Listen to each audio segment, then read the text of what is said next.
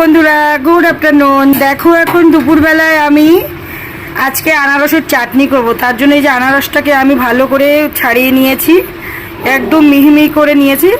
আর এখানে ড্রাই ফ্রুটের মধ্যে আমি দিয়েছি কাজু বাদাম আর কিশমিশ, এই খেজুর। কিশমিশটা এখনও দেইনি, তো তোমরা দেখতে থাকো। দেখো বন্ধুরা, আমি ফোড়নে এখন দিয়ে দেবো শুকনো লঙ্কা।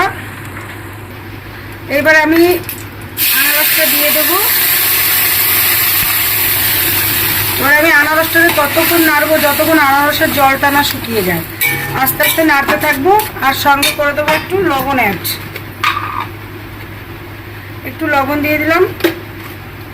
দেখো এরকম আস্তে আস্তে নাড়তে থাকবে। আস্তে আস্তে নাড়লে আলতো ফ্লেমে যদি এরকম নাড়তে থাকো, দেখবা এরকম জলটা শুকিয়ে আসবে। যতক্ষণ আনারসের জলটা না শুকাবে ততক্ষণ নাড়তে থাকবে। এর পরপরই আমি চিনি অ্যাড করে দেবো, তোমরা দেখতে থাকো।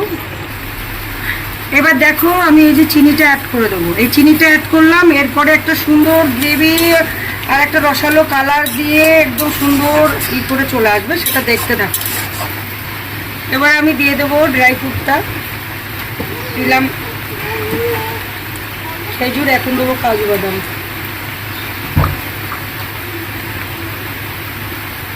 বন্ধুরা, ভালো লাগলে লাইক, কমেন্ট, সাবস্ক্রাইব, শেয়ার করো। আর এরকম ভিডিওটা পুরো দেখো, স্কিপ করো না। আর এরকম ভালো ভালো ভিডিও দেখার জন্য কমেন্ট করো।